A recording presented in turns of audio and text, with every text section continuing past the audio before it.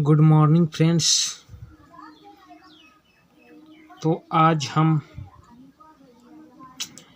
भारतीय संविधान की विकास यात्रा शुरू करने जा रहे हैं, जिसमें संविधान क्या है, संविधान की महत्व क्या है, संविधानी विकास का चरण क्या है, रेगुलेटिंग एक्ट 1773 क्या है, एक्ट ऑफ सेटलमेंट 1781 क्या है, पिट्स इंडिया एक्ट 1784 क्या है, चार्टर अधिनियम 1813 क्या है, चार्टर अधिनियम 1833 क्या है और चार्टर अधिनियम 1853 क्या है एंड शासन अधिनियम 1858 क्या है। इन सब चीज़ों को देखते हैं। ठीक है, सबसे पहले संविधान क्या है।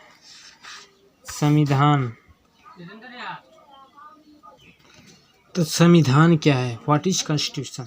संविधान नियमों उपनियमों का एक ऐसा लिखित दस्तावेज होता है जिसके अनुसार सरकार का संचालन किया जाता है। यह देश की राजनीतिक व्यवस्था बुनियादी ढांचे निर्धारित करता है। संविधान राज्य की विधायिका, कार्यपालिका और न्यायपालिका की स्थापना, उनकी शक्तियाँ तथा दायित्व के सीमांकन एवं जनता तथा राज्य के बीच संबंधों को विनियमन करता है। प्रत्येक संविधान उस देश के आदर्शों, उद्देश्य व मूल्यों का दर्पण होता है। संवैधानिक विधि देश का सर्वोच्च विधि होती है तथा सभी अन्य विधियाँ इसी पर आधारित होती है। संविधान एक जड़ दस्तावेज नहीं होता है, बल्कि यह निरंतर पनपते रहता है। वर्षों से चली आ रही परंपराओं भी देश के शासन में महत्वपूर्ण भूमिका अदा करती है। अब संविधान का महत्वपूर्ण देखते हैं कि संविधान में क्या क्या महत्व है। तो संविधान यह सुनिश्चित करता है कि कानून कौन बनाएगा। ठीक है, समाज में मूल वितरण को स्पष्ट करता है। समाज में मूल वितरण को स्पष्ट करता है। समाज में निर्णय लेने की शक्ति किसके पास होगी तथा सरकार का निर्माण कैसा होगा निर्धारित करता है।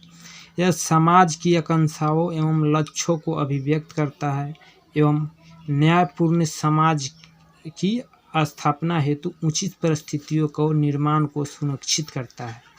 न्यूनतम सम्मान व आपसी विश्वास हेतु यह समाज की बुनियादी पहचान प्रदान करता है।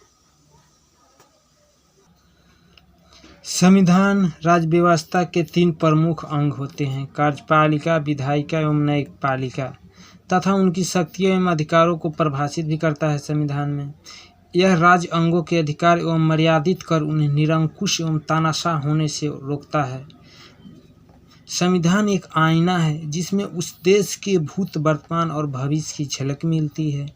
संविधान और राज्य व्यवस्था के अनेक उपादान ब्रिटिश शासन से ग्रहण किए गए। ब्रिटिश द्वारा समय समय पर लाए गए अधिनियमों, भारतीय सरकार और प्रशासनों को विधायक रूपरेखा ढांचे को तैयार किया जाता है। अब संवैधानिक के चरण देखिए। अब रेगुलेटिंग एक्ट 1773 क्या है पता चलेगा ना। रेगुलेटिंग एक्ट, इस अधिनियम के तहत भारत में कंपनी के शासन हेतु पहली बार एक लिखित संविधान को प्रस्तुत किया गया था। कंपनी के शासन हेतु पहली बार एक लिखित संविधान, इस अधिनियम के द्वारा भारत में कंपनी के शासन हेतु पहली बार एक लिखित संविधान को प्रस्तुत किया गया था। भारतीय संविधानी इतिहास में उसका विशेष महत्व यह है कि इसके द्वारा भारत में कंपनी के प्रशासन पर ब्रिटिश संसदीय नियंत्रण की शुरुआत हुई। इस अधिनियम के प्रमुख प्रावधान इस प्रकार है: बम्बई तथा मद्रास प्रेसिडेंसी को कलकत्ता प्रेसिडेंसी को अधीन कर दिया गया था।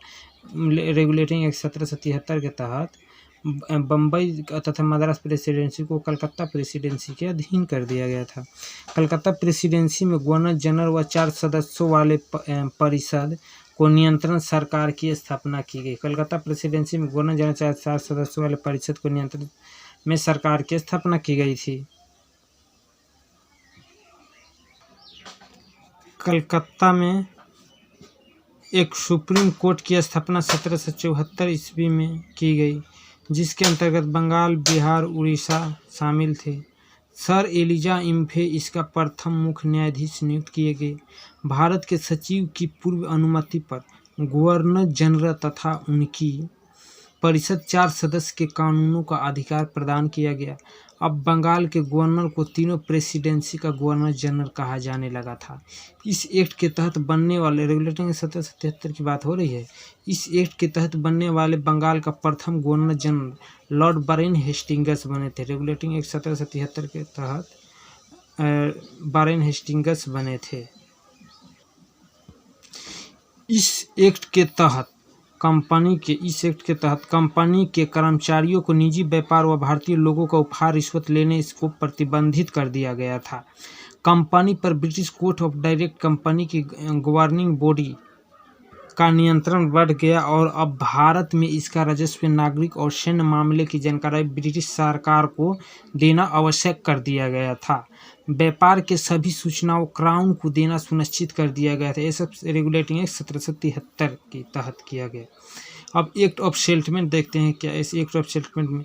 एक्ट ऑफ सेटलमेंट मतलब रेगुलेटिंग एक्ट की कमियों को दूर करने के उद्देश्य से एक्ट ऑफ सेटलमेंट लाया गया। मतलब जो पिछले बार हमने पढ़ा उसको उसमें जो कमी रह गई थी उन कमियों को दूर करने के लिए एक्ट ऑफ सेटलमेंट लाया गया। इसके तहत कलकत्ता की सरकार को बंगाल, बिहार और उड़ीसा के लिए विधि निर्माण की शक्ति प्रदान कर दिया गया। कलकत्ता को कलकत्ता में सरकार बना था, बिहार बंगाल तीनों का, उसमें वो सरकार को विधि निर्माण करने की शक्ति प्रदान कर दी गई थी। इस अधिनियम का प्रमुख प्रावधान गवर्नर जनरल की परिषद तथा सर्वोच्च न्यायालय के बीच के संबंधों को सीमाकान करना था। इस अधिनियम के द्वारा सर्वोच्च न्यायालय पर यह रोक लगा दी गई कि वह कंपनी के कर्मचारियों के विरुद्ध कार्रवाई नहीं कर सकता जो उन्हें एक सरकारी अधिकारी के हैसियत से की हो, अर्थात कंपनी के अधिकार शासकीय रूप से किया गया। इस कार्य के लिए सर्वोच्च न्यायालय के कार्य क्षेत्र से बाहर हो गया। न्यायालय की अपनी आज्ञाएं तथा आदेश लागू करते समय सरकार को कानून बनाने तथा क्रियान्वयन करते समय भारत के सामाजिक धार्मिक रीति रिवाजों का सम्मान करने का निर्देश दिया गया। अब पिट्स इंडिया एक्ट 1784 इस एक्ट को ब्रिटिश संसद में तत्कालीन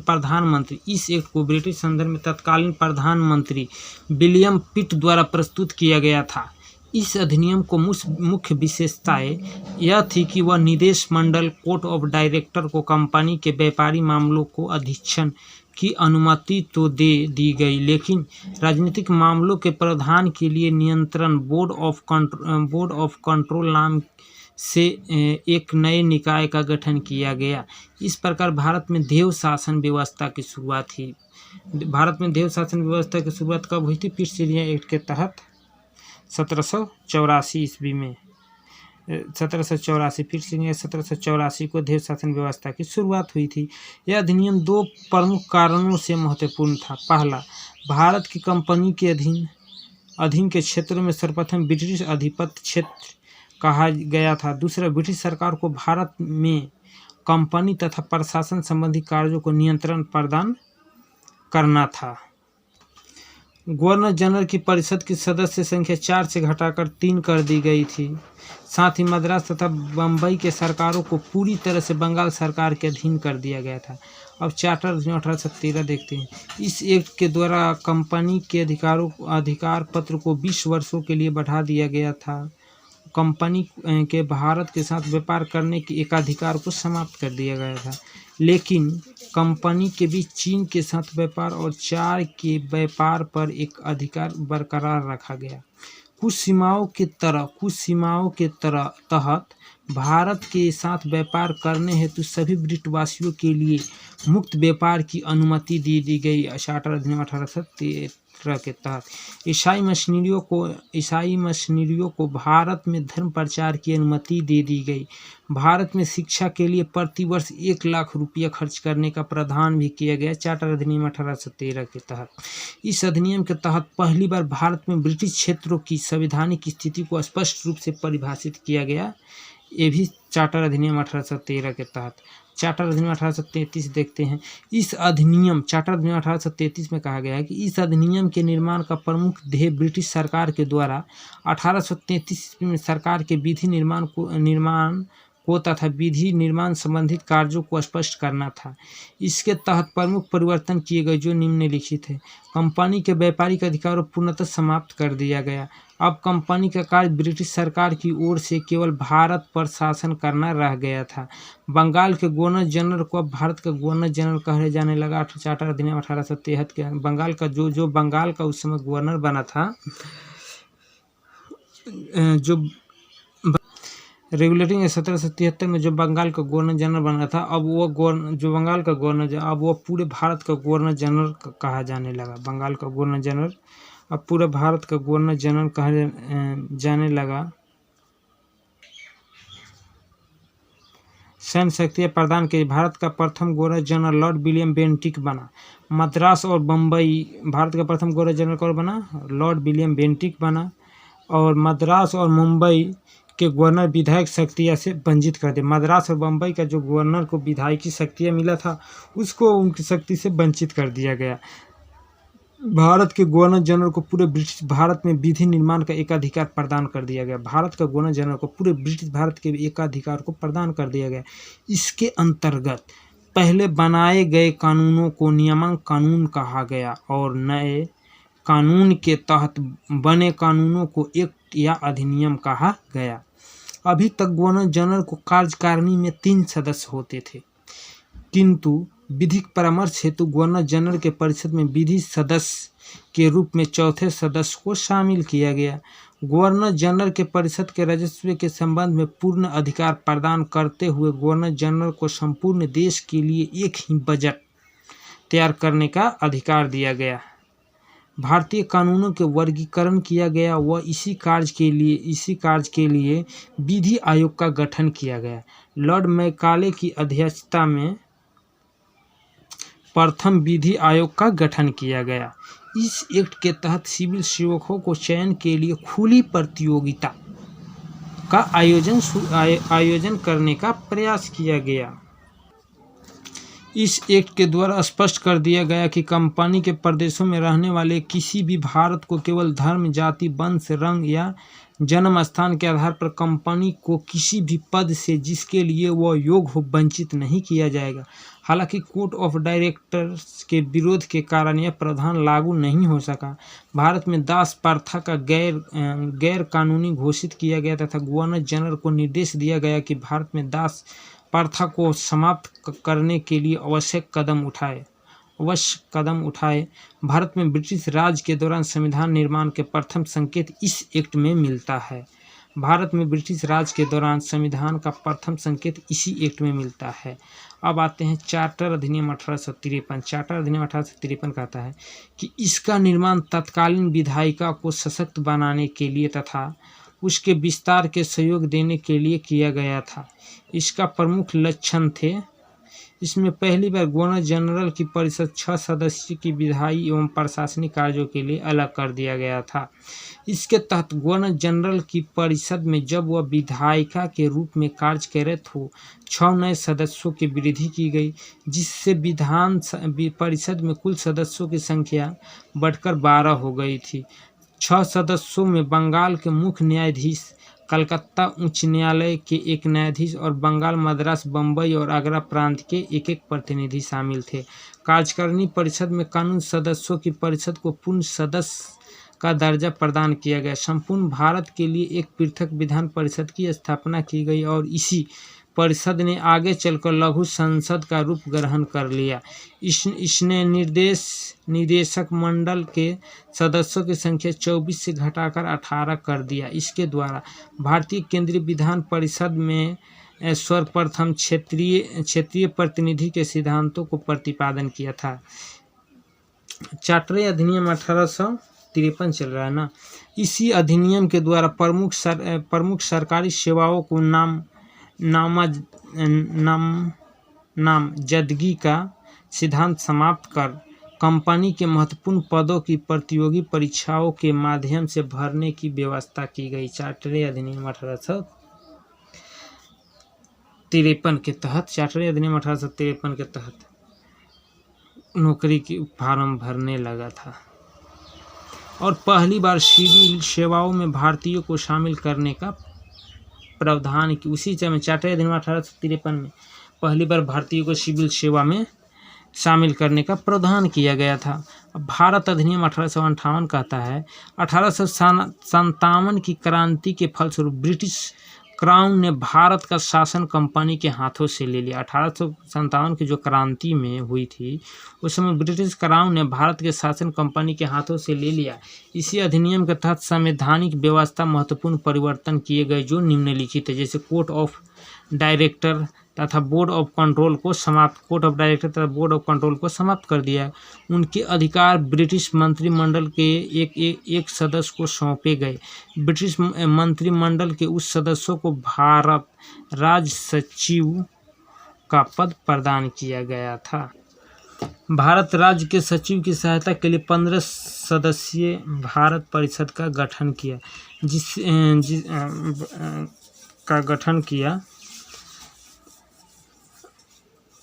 जिसके सदस्यों भारत सचिव सहित को वेतन भारतीय राज्य व्यवस्था से दिए जाना था। इस अधिनियम के तहत यह भी व्यवस्था की गई कि इन सदस्यों में कम से कम आधे ऐसा सदस्य जो भारत में 10 वर्ष तक सेवा दे चुके हो और नियुक्ति के समय उन्हें भारत आए अधिक से अधिक 10 वर्ष हुए हो।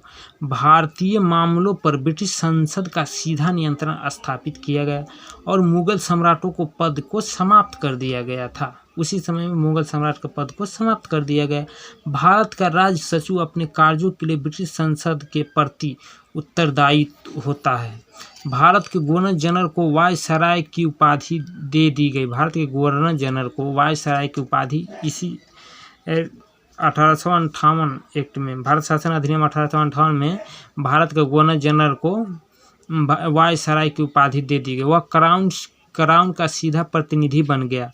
भारत का प्रथम वायसराय लॉर्ड कैनिंग बना। भारत का प्रथम वायसराय पूछेगा तो लॉर्ड कैनिंग बना और भारत शासन अधिनियम 1858 के तहत वायसराय की उपाधि मिली थी।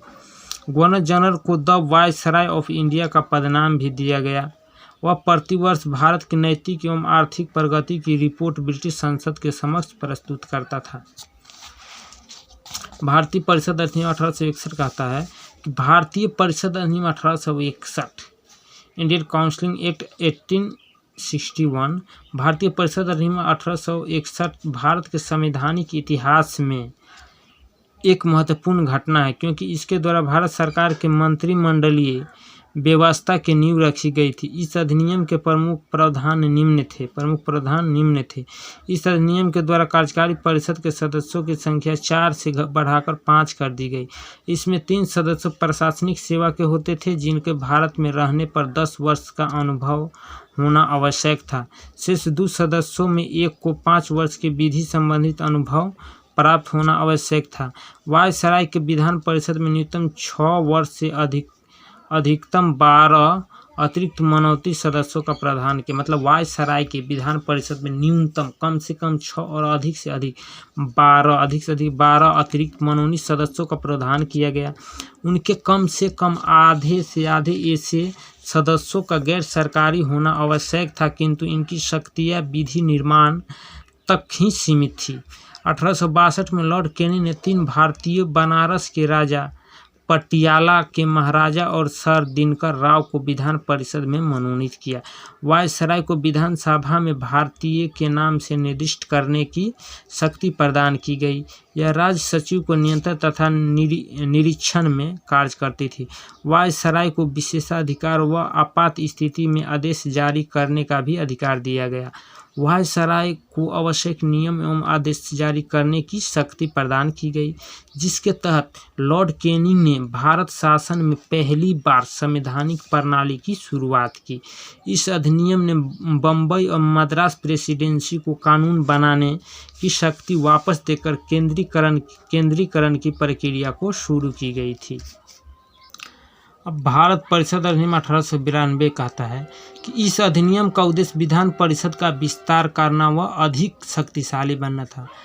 भारतीय परिषद अधिनियम 1892 कहता है कि इस अधिनियम का उद्देश्य विधान परिषद का विस्तार करना व अधिक शक्तिशाली बनना था। भारत परिषद अधिनियम 1892 क्या कहता है कि इस अधिनियम का उद्देश्य विधान परिषद का विस्तार करना व अधिक शक्तिशाली बनना था। केंद्र एवं प्रांतीय विधान परिषद के विस्तार किया गया तथा नए सदस्य भी शामिल किए गए, जिसमें 40% गैर सरकारी सदस्य होने थे। केंद्रीय एवं प्रांतीय विधान परिषद में गैर सरकारी सदस्यों को नियुक्ति के अप्रत्यक्ष एवं सीमित चुनाव प्रावधान किए गए। हालांकि 1892 के अधिनियम में चुनाव शब्द का प्रयोग नहीं हुआ था। वायसराय को परिषद संविधान विधान परिषद के वित्त विषयों को विवेचना, राजस्व व्यय एवं बजट करने के प्रश्न पूछने, बहस करने अधिकार दिए गए, परंतु ऐसे विषयों पर नियम बनाने का सब परिषद एवं राज्य सचिव के सहमति अनिवार्य थी। नोट: भारत परिषद अधिनियम 1892 में भारतीय राष्ट्रीय कांग्रेस 1889 से 1891 तक अधिवेशनों को स्वीकार किए गए प्रस्तावों को प्रभावित होकर पारित भी किया गया। भारतीय परिषद अधिनियम 1909 जिसे मार्लो मिंट सुधार अधिनियम भी कहते हैं। भारतीय परिषद अधिनियम 1909 जिसे मार्लो मिंटो सुधार अधिनियम भी कहते हैं। इस अधिनियम के द्वारा परिषद व उनकी कार्यक्षेत्रों की अधिकार विस्तार किया गया और उनके प्रतिनिधि एवं प्रभावी बनने के लिए उपाय किया गया। इस अधिनियम के प्रमुख विशेषता निम्नलिखित है। केंद्रीय विधान परिषद में सरकारी सदस्यों की बहुमत की व्यवस्था रखी गई। सरकारी परिषद के बहुमत की व्यवस्था रखी गई तो प्रांतीय विधान परिषद में गैर सरकारी सदस्यों की बहुमत की व्यवस्था की गई। सत्येंद्र प्रसाद सिन्हा वायसराय के कार्यकारिणी परिषद में नियुक्त होने वाले प्रथम भारतीय विधि सदस्य। प्रथम भारतीय विधि सदस्य कौन है? सत्येंद्र प्रसाद सिन्हा। प्रथम भारतीय विधि सदस्य सत्येंद्र प्रसाद सिन्हा को नियुक्त किया गया। विधि परिषद के सदस्यों को बजट अंतिम रूप से स्वीकार करने से पूर्व बजट पर वाद विवाद करने तथा प्रस्ताव पारित करने का भी अधिकार दिया गया। सदस्यों में सार्वजनिक हितों में संबंधित विषयों की विवेचना करने का प्रस्ताव पारित करने का भी अधिकार प्रदान किया गया था। इसके तहत जाति, वर्ग, धर्म आदि के आधार पर पृथक निर्वाचन प्रणाली अपनाई गई, जिसे presidency, corporation, chamber of the commerce तथा उम्मीदवारों को पृथक प्रतिनिधि दिया गया था। पहली बार केंद्रीय विधान परिषद हेतु मुस्लिम वर्ग के लिए पृथक निर्वाचन की व्यवस्था की गई। लॉर्ड मिंटो मार्लो भारत के वायसराय तथा जॉन मार्लो इंग्लैंड में भारत का राज सचिव थे। मतलब लॉर्ड मिंटो भारत के वायसराय तथा जॉन मार्लो इंग्लैंड में भारत के राज सचिव थे। जॉन मार्लो तो भारत के वायसराय और जॉन मार्लो इंग्लैंड में भारत का सचिव थे। लॉर्ड मिंटो को सांप्रदायिक निर्वाचन के जनक के रूप में जाना जाता है। लॉर्ड मिंटो को सांप्रदायिक जनक के रूप में जाना जाता था। अब भारत शासन अधिनियम 1919 कहता है कि इसे मेंटेग्यू चेम्सफोर्ड सुधार के नाम से भी जाना जाता है। उल्लेखनीय है कि मेंटेग्यू भारत के राज सचिव व चेम्सफोर्ड भारत के वायसराय थे। प्रमुख इसका प्रावधान देखते हैं 1919 का। केंद्र में द्विसदनात्मक विधायिका की स्थापना की गई। प्रथम राज्य परिषद तथा दूसरी केंद्रीय विधानसभा। देश के प्रथम निर्वाचन सदस्यों तथा प्रांतों में देव शासन प्रणाली प्रारंभ की गई थी। प्रांतीय विषय में पुनः दो भागों में बांटा गया, हस्तांतरित और आरक्षित। हस्तांतरित, इसमें हस्तांतरित मतलब हस्त से लिखित, हस्त से लिखित में जैसे इसमें हस्तांतरित विषय मतलब हस्त से लिखित विषय में आता है, जिससे इसमें हम इसमें शिक्षा, पुस्तकालय, स्थानीय स्वायत्त शासन, चिकित्सा सहायता, सार्वजनिक निर्माण विभाग, उद्योग, सार्वजनिक मनोरंजन पर नियंत्रण आदि शामिल थे। इस विषयों का संचालन गवर्नर तथा विधान परिषद के प्रति उत्तरदायी मंत्रियों की सहायता से होता था। आरक्षित विषय में आता है कि रक्षा, विदेश मामले, वित्त, भूमि कर, अकाल सहायता, न्याय, पुलिस, पेंशन, छापखाना, समाचार पत्र, सिंचाई, जलमार्ग, कारखाना, बिजली, गैस, श्रमिक कल्याण, औद्योगिक विवाद, मोटर गाड़ियाँ, छोटे बंदरगाह एवं सार्वजनिक सेवाएं, ये सब आते हैं आरक्षित विषय में। आरक्षित विषय का संचालन गवर्नर और उसकी कार्यकारी परिषद के माध्यम से किया गया। मतलब आरक्षित जितना भी इन सब है ना, यह आरक्षित विषयों का संचालन कौन करेगा? गवर्नर और उसकी कार्यकारी परिषद के माध्यम से किया जाएगा। विधान परिषद में 3 प्रकार की व्यवस्था की गई थी। पहले निर्वाचित व्यवस्था, और दूसरा होती है मनोनीत सरकारी व्यवस्था और मनोनीत गैर सरकारी व्यवस्था। निर्वाचित सदस्यों की संख्या लगभग 71%, मनोनीत सरकारी सदस्यों की संख्या लगभग 18%, मनोनीत गैर सरकारी सदस्यों की संख्या और 11% रखी गई।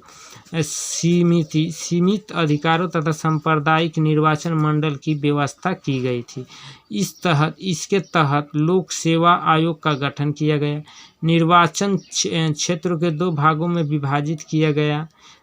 सामान्य तथा विशिष्ट समान वर्ग के हिंदू, मुस्लिम, ईसाई, अंगल भारतीय, सिख आदि, जबकि विशिष्ट वर्ग के भूस्वामी विश्वविद्यालय का व्यापार मंडलों आदि का प्रतिनिधित्व निर्धारित किया गया। इसमें संप्रदाय आधार पर सिख, ईसाई, भारत, अंगल भारतीय तथा यूरोप के लिए पृथक निर्वाचन के सिद्धांतों को विस्तृत किया गया।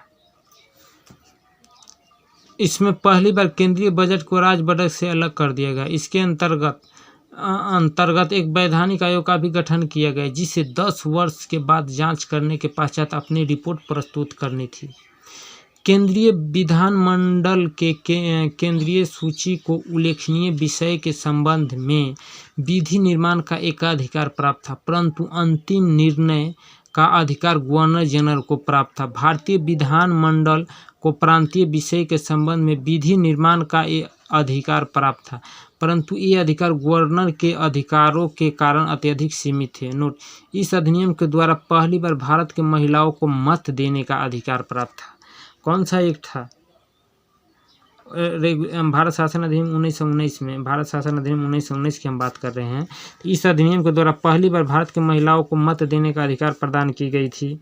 भारत में देव शासन व्यवस्था के जनक लियोनेल कार्टिस माने जाते हैं। भारत में देव शासन व्यवस्था के जनक लियोनेल कार्टिस को माने जाते हैं।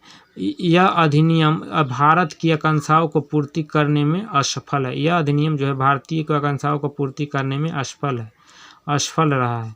यह वास्तव में भारत के आर्थिक शोषण करने और उसे लंबे समय तक गुलाम बनाए रखने के उद्देश्य से लाया गया था।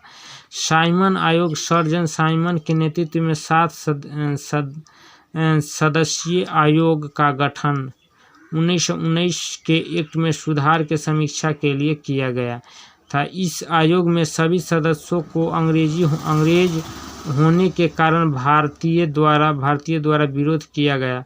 इसी संदर्भ में साइमन गो बैक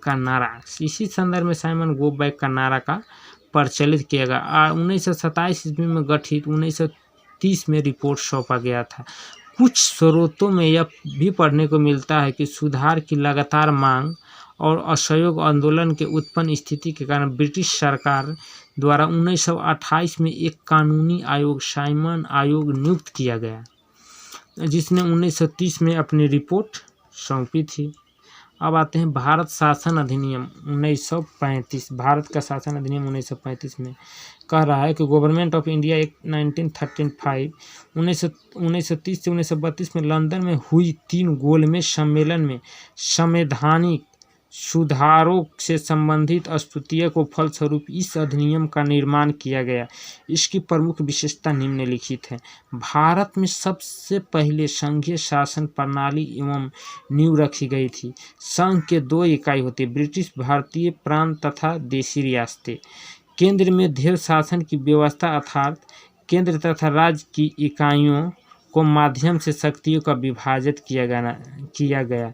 3 सूचियों देव शासन व्यवस्था का मतलब होता है 2 शासन व्यवस्था, जैसे सेंट्रल सरकार एंड स्टेट सरकार। 3 सूचियों के अंतर्गत संघ सूची प्रांत तथा समवर्ती सूची प्रांत रखा गया। संघ सूची में 59 विषय था। संघ सूची में कितना विषय था? 59। और प्रांत सूची में 54 विषय था। समवर्ती सूची में 36।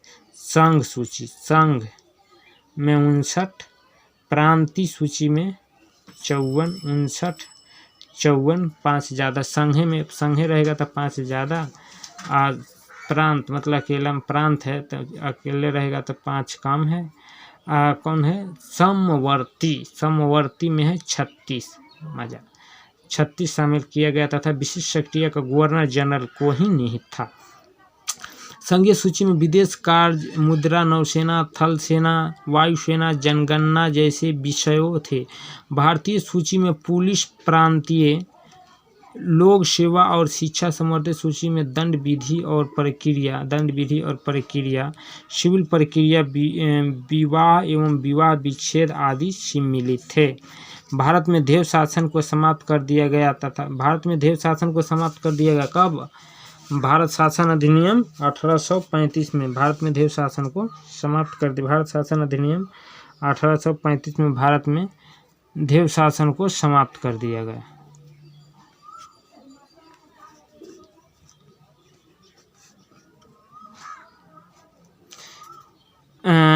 इसके तहत 1937 में संघीय न्यायालय की स्थापना की। संघीय न्यायालय की स्थापना 1937 में। भारत शासन अधिनियम 1935 की हम बात कर रहे हैं। इसी के तहत संघीय न्यायालय की 1937 में संघीय न्यायालय।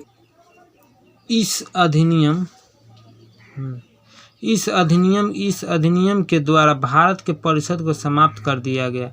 विवादों को निपटारे के लिए संघीय न्यायालय की अंतिम न्यायालय नहीं था। अंतिम अपीलीय न्यायालय की प्री काउंसिलिंग था। बर्मा वर्तमान म्यांमार को भारत से अलग करते। पहले बर्मा था, वर्तमान में म्यांमार है। अभी पहले बर्मा उसका नाम था, अभी म्यांमार है। को भारत से अलग कर दिया गया 1937 में। बर्मा को भारत से अलग कर दिया गया 1937 में, जिसका अभी म्यांमार नाम है। प्रांतीय विधानमंडलों को विस्तार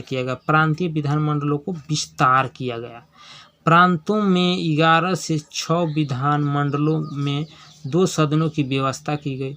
6 प्रांत असम, बंगाल, 6 गो प्रांत है, जैसे असम 6 गो प्रांत मिलकर अब असम, बंगाल, बिहार, मुंबई, मद्रास एवं संयुक्त प्रांत मिलके इसके अंतर्गत मुद्रा और साख पर नियंत्रण के लिए भारतीय रिजर्व बैंक की स्थापना की गई। भारतीय रिजर्व बैंक की स्थापना भारत शासन अधिनियम 1935 में की गई थी। इसने दलित जातियों, महिलाओं और मजदूरों वर्ग के लिए अलग से निर्वाचन की व्यवस्था की गई। मतलब दलित जाति, महिलाओं और मजदूरों वर्ग के लिए अलग से निर्वाचन की व्यवस्था की गई भारत शासन अधिनियम 35 में। मताधिकार का विस्तार हुआ। लगभग 10% जनसंख्या को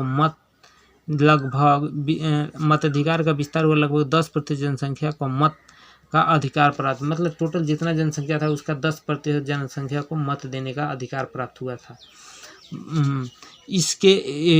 इसने न केवल फेडरल लोक सेवा आयोग की स्थापना की, बल्कि प्रांतीय सेवा आयोग और 2 या 2 से अधिक राज्यों के लिए संयुक्त सेवा आयोग की स्थापना की।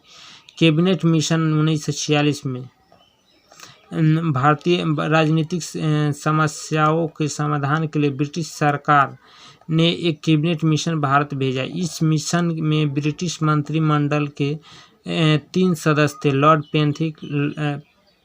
Patrick Lawrence, sir Stafford Cripps और एबी अलेक्जेंडर। मिशन को मुख्य बातें निम्नलिखित थी। ब्रिटिश भारत और देशी रियासतों को मिलाकर एक प्रांतीय संघ का गठन किया गया। विदेशी रक्षा और संचार विभाग संघ के अधीन होगा और संघ इनके लिए धन एकत्र करने का अधिकार होगा। संघ की अपनी कार्यपालिका और विधायिका होगी, जिसमें ब्रिटिश भारत तथा देशी रियासतों के प्रतिनिधि शामिल होंगे। कुछ प्रांत मिलकर अपने अलग अलग समूह बना सकते हैं तथा प्रांतीय कार्यपालिका और विधायिका के अतिरिक्त अपनी सामूहिक कार्यपालिका और विधायिका का निर्माण कर सकता है। भारत पर ब्रिटिश सरकार के प्रभु सत्ता को समाप्त कर दिया जाएगा। भारतीय रियासत को यह छूट होगी कि वह संघ सम्मिलित हो या स्वतंत्र रहे। भारतीय रियासत को यह छूट दिया गया कि वो जिसका संघ रहना संघ रहे या जिसको जहाँ रहना वह सब स्वतंत्र है। यह अंतरिम सरकार के तत्काल स्थापना की जाएगी, जिसके भारत के सभी प्रमुख राजनीतिक दलों का समर्थन प्राप्त हो। संविधान बनने के लिए संविधान सभा का निर्वाचन शीघ्र होना चाहिए। प्रारंभ में कांग्रेस और मुस्लिम लीग दोनों ने ही कैबिनेट मिशन प्लान को स्वीकार किया,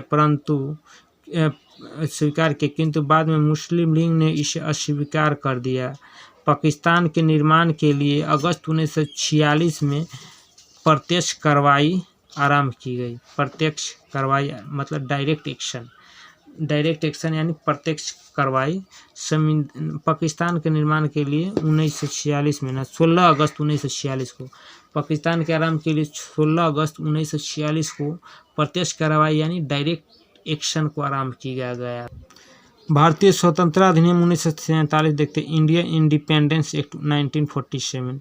इस अधिनियम के द्वारा माउंटबेटन योजना को वैधानिक रूप दिया गया। इसके अंतर्गत की गई प्रमुख बातें निम्नलिखित थी। 15 अगस्त 1947 ईस्वी को भारत एक पाकिस्तान नामक दो अधिराज्य बना दिया। मतलब 15 अगस्त 1947 को भारत एक पाकिस्तान नामक दो अधिराज्य बना दिया गया।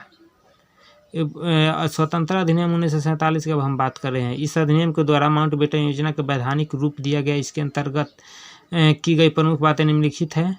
पहले देखो, भारत स्वतंत्रता अधिनियम 1947 के फर्स्ट बात है कि 15 अगस्त 1947 को भारत और पाकिस्तान को दो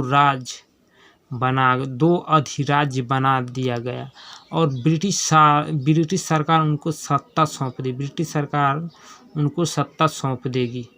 सत्ता का उत्तरदायी दोनों अधिराज्य के संविधान सभा को सौंप दिया जाएगा। मतलब दोनों राज्यों का अपना अपना अलग संविधान होगा। प्रत्येक अधिराज्य का गवर्नर जनरल होगा। दोनों राज्य का अपना अपना अलग गवर्नर जनरल होगा, जिसका नियुक्ति इंग्लैंड के सम्राट करेगा। उन दोनों की नियुक्ति इंग्लैंड का सम्राट करेगा कर दिया गया। नए संविधान का निर्माण होने तथा दोनों राज्यों का प्रशासन भारत सरकार अधिनियम 1935 के अनुसार चलाया जाएगा।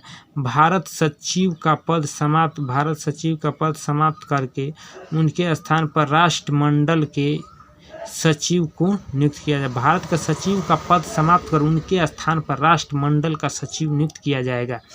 देशी रियासतों पर ब्रिटेन के संप्रभुत्व को अंत कर दिया गया। उनके भारत या पाकिस्तान किसी भी अधिराज्य में सम्मिलित होने और अपने भावी संबंध को निश्चित करने का स्वतंत्रता प्रदान किया गया। मतलब देशी रियासतों पर ब्रिटेन संप्रभुत्व कर अंत कर दिया। मतलब दोनों को अलग अलग करने के बाद भारत या पाकिस्तान में किसी भी सम्मिलित होने और उनके भाव के संबंध, मतलब उन्होंने बोला कि जिसको जिधर जाना है भारत में रहना भारत में रहे, जिसको पाकिस्तान जाना है पाकिस्तान चले जाए। ये भारत स्वतंत्रता अधिनियम 1947 की बात हम कर रहे हैं। अब अब देखते हैं Balkan plan, Dickie Bird plan, इस्पा plan 1947 का है। तो मतलब माउंटबेटन जो था ना, माउंटबेटन ने भारत की आज़ादी के लिए डिकी बर्ड प्लान तैयार किया। यह योजना जनरल हेस्टिंग्स, इस्मा, सर जॉर्ज इबेला एवं लॉर्ड माउंटबेटन की एक समिति द्वारा तैयार की गई। यह योजना दिल्ली में प्रांतीय गवर्नर की असेंबली के सम्मुख हेस्टिंग्स इस्मा के द्वारा प्रस्तुत किया गया, इसलिए इसे इस्मा योजना प्लान भी कहते हैं। इस्मा योजना प्लान भी कहते हैं। इस योजना में यह प्रावधान किया गया कि सत्ता का हस्तांतरण पृथक पृथक प्रांतों में किया जाए। सत्ता हस्तांतरण से पहले यदि परिसंघ का गठन हो जाए उनके साथ ही इसमें यह प्रावधान भी था कि बंगाल एवं पंजाब के विकल्प दिया जाए कि वह अपने बंटवारे के लिए जनमत संग्रह का सहारा ले सकते हैं। इसका देशी रियासतों के साथ विभिन्न समूहों को यह छूट होगी कि वे भारत में सम्मिलित होना चाहते हैं या पाकिस्तान में फिर अपना स्वतंत्र अस्तित्व बनाए रखना चाहते हैं। इस अधिनियम को विवरण माउंटबेटन जवाहरलाल नेहरू के सामने रखा गया। उन्होंने भारत को तुरंत अस्वीकार कर दिया और यह बताया कि यह योजना भारत के बाल्कनीकरण को आमंत्रित करेगा और संघर्ष एवं हिंसा को भड़काएगी। अतः इस योजना में बाल्कन प्लान भी कहा जाता है। अब चलो देखते हैं स्वतंत्रता से पूर्व गठित अंतरिम मंत्रिमंडल 1946 का है। मतलब देखो 1946 में स्वतंत्रता से पहले की है। मतलब जवाहरलाल नेहरू ने संवैधानिक विभाग राष्ट्रमंडल संबंध के विदेशी मामले को देखरेख करते थे। सरदार वल्लभ भाई पटेल गृह मंत्री एवं सूचना प्रसारण मंत्री, सरदार वल्लभ भाई पटेल रक्षा मंत्री भी थे। जॉन मथाई उद्योग एवं नागरिक आपूर्ति, जॉन मथाई मतलब उद्योग और नागरिक की आपूर्ति करेगा। जगजीवन राम से हो गया श्रम, CH भाभा कारखाना एवं ऊर्जा CH भाभा कारखाना एवं ऊर्जा मंत्री। डॉक्टर राजेंद्र प्रसाद खाद्य एवं कृषि मंत्री बने थे। अशफाक अली रेलवे एवं परिवहन मंत्री बना। श्री राजगोपालाचारी शिक्षा एवं कला मंत्री। II चंद्रगिरी वाणिज्य मंत्री। लिलिया खां अली वित्त मंत्री और अब्दुल रज़्ज़ रिश्तर डाक एवं वायु मंत्री। गफ्फार अली खान स्वास्थ्य मंत्री और जोगेंद्र नाथ मंडल विधि मंत्री बना था। अंतरिम सरकार के सदस्य वायसराय के कार्यकारिणी परिषद के सदस्यों थे और पंडित जवाहरलाल नेहरू के परिषद के अध्यक्ष बने थे। स्वतंत्र भारत का पहला मंत्रिमंडल अब 1947 के देखते हैं। जवाहरलाल नेहरू थे जो थे प्रधानमंत्री बने। वैज्ञानिक शोध, राष्ट्रमंडल संबंध तथा विदेशी मामले के देखरेख करने वाले जवाहरलाल नेहरू बने। सरदार वल्लभ भाई पटेल को गृह मंत्री, सूचना एवं प्रसारण मंत्री, राज्यों के मामले को देखरेख करने के लिए। डॉक्टर राजेंद्र प्रसाद को खाद्य एवं कृषि मंत्री बना दिया गया। मौलाना अब्दुल कलाम को शिक्षा मंत्री बना दिया गया। डॉक्टर जॉन मथाई को रेलवे एवं परिवहन मंत्री बना दिया गया। RK षणमुख चेट्टी को वित्त मंत्री और जगजीवन राम को श्रम मंत्री। सरदार बलदेव सिंह को रक्षा मंत्री। डॉक्टर भीमराव अंबेडकर के विधि मंत्री। राजकुमारी अमृता कौर स्वास्थ्य मंत्री। CH भाभा को वाणिज्य मंत्री। रफ़ी अहमद किदवाई के संचार मंत्री बना दिया। डॉक्टर श्याम प्रसाद मुखर्जी को उद्योग एवं आपूर्ति मंत्री। BN गडगिल को कार्य खान एवं ऊर्जा। कुछ इम्पोर्टेंट तथ्य भी देख लेते हैं। रेगुलेटिंग एक्ट 1773 के द्वारा सन 1774 में कलकत्ता में सुप्रीम कोर्ट की स्थापना की गई। इसमें प्रथम मुख्य न्यायाधीश सर एलिजा इम्फे थे। भारतीय परिषद अधिनियम 1909 द्वारा मुस्लिम समुदाय के लिए पृथक निर्वाचन मंडल अथवा निर्वाचन क्षेत्र का गठन किया गया। भारत शासन अधिनियम 19 को मेंटिंगू-चेम्सफोर्ड रिपोर्ट पर आधारित है। भारतीय शासन अधिनियम 1919 प्रांतों में देव शासन प्रणाली की स्थापना हुई थी। भारत शासन अधिनियम 1929 द्वारा लोक सेवा आयोग का भारत शासन अधिनियम 1919 में लोक सेवा आयोग का गठन हुआ। भारत शासन अधिनियम 1935 द्वारा भारत के संघीय शासन प्रणाली प्रारंभ की गई थी। भारत शासन अधिनियम 1935 में केंद्र में देव शासन प्रणाली की स्थापना की गई। लॉर्ड मिंटो को सांप्रदायिक निर्वाचन के जनक के रूप में जाना जाता था। 1926 में सिविल सेवकों को भर्ती ली आयोग की सिफारिश पर के लिए केंद्रीय लोक सेवा आयोग का गठन किया गया था।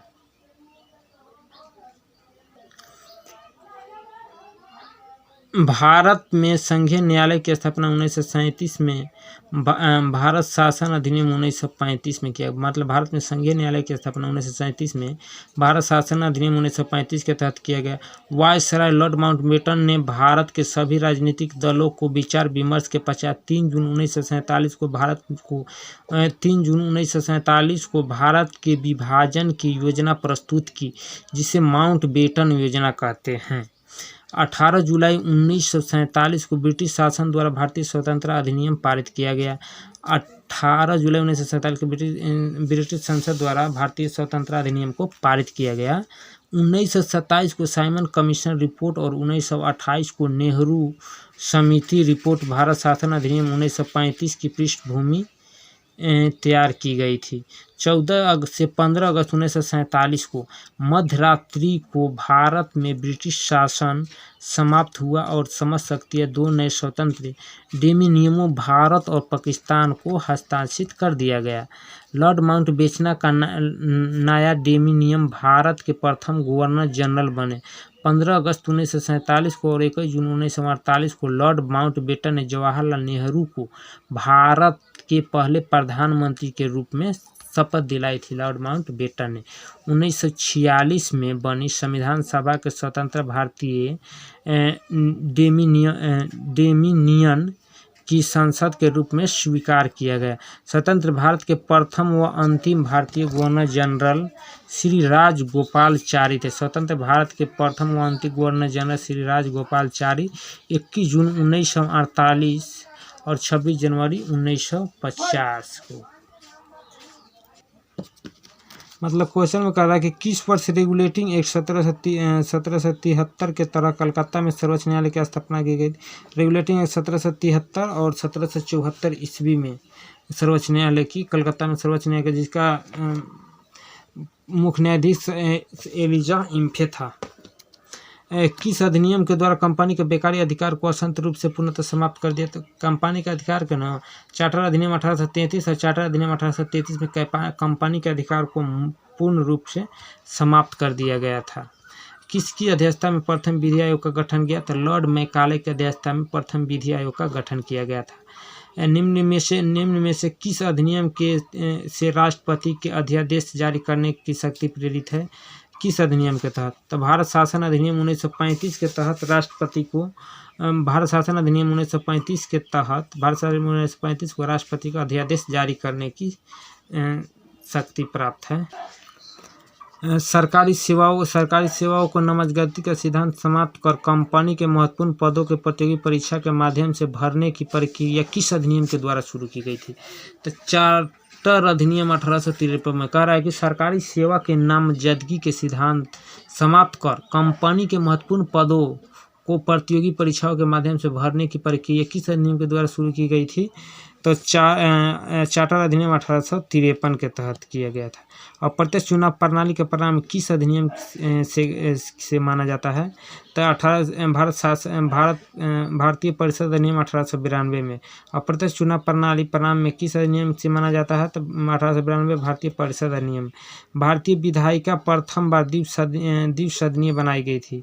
1919 में भारत शासन अधिनियम में भारतीय विधायिका प्रथम बार द्विसदनीय बनाई गई थी 1919 में भारत शासन अधिनियम के द्वारा। गवर्नर जनरल के कार्यकारिणी के नियुक्ति होने वाले प्रथम विधि सदस्य कौन थे? मतलब गवर्नर जनरल के कार्यकारिणी में नियुक्त होने वाले प्रथम विधि सदस्य कौन थे? सत्येंद्र प्रसाद सिन्हा। मतलब गवर्नर जनरल के कार्यकारिणी में नियुक्त होने वाले प्रथम विधि सदस्य कौन थे? सत्येंद्र। किस अधिनियम के द्वारा देव शासन परिषद में मुस्लिम वर्ग के लिए पृथक निर्वाचन की व्यवस्था की गई थी? तो 1909 में मिंटो मार्ले भारत परिषद अधिनियम 1909 में की गई थी। मिंटो मार्ले भारत आया था 1909 में किया गया था।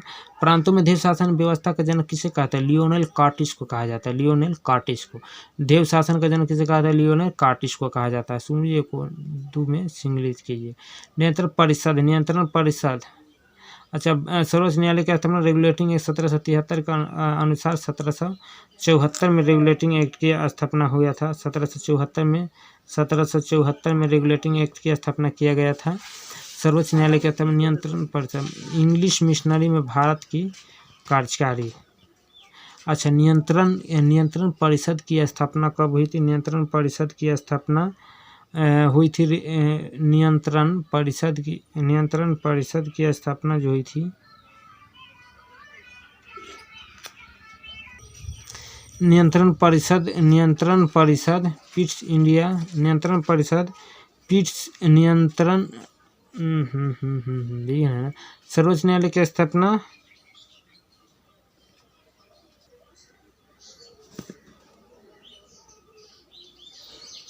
नियंत्रण परिषद पिट्स इंडिया अधिनियम 1784 को सर्वोच्च न्यायालय की स्थापना किए गए। रेगुलेटर 1773 को इंग्लिश मिशनरी को भारत में कार्य करने की शक्ति चार्टर अधिनियम 1933 को गवर्नर जनरल के परिषद के कानूनी सदस्य के नए चार्टर अधिनियम 1833 के तहत किए गए। बाल्कन प्लान किस अधिनियम से संबंधित है? बाल्कन प्लान किस अधिनियम से संबंधित है? बाल्कन प्लान जो है ना, भारतीय स्वतंत्रता अधिनियम 1947 से संबंधित है। सीमा आयोग का अध्यक्षता किसने किया? रेड क्लिफ ने किया था। सीमा आयोग मतलब सीमा रेखा जो खींचा था। निम्न में से किस अधिनियम के द्वारा भारतीय को विधान परिषद पर बजट पर बहस करने की शक्ति प्राप्त है? बजट पर बहस करने की शक्ति प्राप्त है किस अधिनियम के तहत? तो भारतीय परिषद अधिनियम 1892 पर बजट पर बहस करने की शक्ति प्राप्त है भारतीय परिषद अधिनियम 1892 के तहत। स्वतंत्र भारत का प्रथम व अंतिम गवर्नर जनरल कौन थे? स्वतंत्र भारत के प्रथम व अंतिम गवर्नर जनरल कौन थे? श्री राजगोपालचारी। स्वतंत्र भारत के प्रथम व अंतिम गवर्नर जनरल श्री राजगोपालचारी। भारत के संविधान में केंद्र राज्यों के बीच की गई शक्तियों का विभाजन इनमें से किसमें उल्लिखित योजना पर आधारित है? तो भारत शासन अधिनियम 1935 में लिखी गई है। निम्न में से किस एक अधिनियम के द्वारा भारत में संघीय न्याय की स्थापना की गई थी? तो भारत में संघीय न्याय की स्थापना किस नियम के तहत की गई थी? संघीय न्याय की स्थापना ऑप्शन नंबर डी, इनमें से कोई नहीं।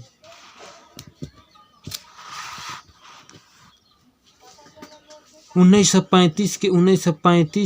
पैंतीस द्वारा स्थापित संघ अवशिष्ट शक्तियाँ किसको दी गई थी? गवर्नर जनरल को। 1935 के अधिनियम का स्थापित संघ की अवशिष्ट शक्तियाँ किसको दी गई थी? गवर्नर जनरल को। किस अधिनियम ने भारत को अपने देश की प्रशासन में कुछ हिस्सा लेना संभव बनाया? Charter act 1853। किस अधिनियम में भारत को अपने देश के प्रशासन में कुछ हिस्सा लेना संभव बना? चार्टर एक्ट 1853 में। किस अधिनियम के द्वारा कंपनी के चीन तथा पूर्वी देशों के साथ चाय के व्यापार को एकाधिकार 20 वर्षों के लिए बढ़ गया? तो चार्टर अधिनियम 1813। निम्नलिखित अधिनियमों में से किस अधिनियम के फल स्वरूप बर्मा भारत से अलग हुआ था? बर्मा भारत से अलग हुआ था गवर्नमेंट ऑफ इंडिया एक्ट 1935 में। गवर्नमेंट ऑफ इंडिया एक्ट 1935 में बर्मा भारत से अलग हुआ था। निम्नलिखित में से कौन सा अगस्त 1946 में गठित प्रथम अंतरिम राष्ट्रीय सरकार का सदस्य नहीं था?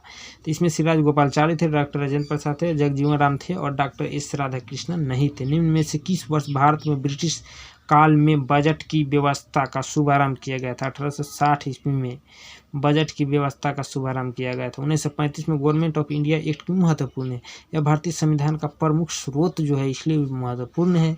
1919 में भारत शासन अधिनियम निम्न में से कौन सी प्रमुख विशेषता है?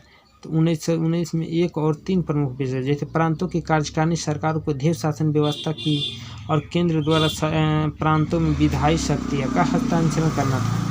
निम्नलिखित में से कौन सा एक भारत शासन अधिनियम 1935 को स्वीकार किया हुआ महत्वपूर्ण और अस्थायी अवयव है?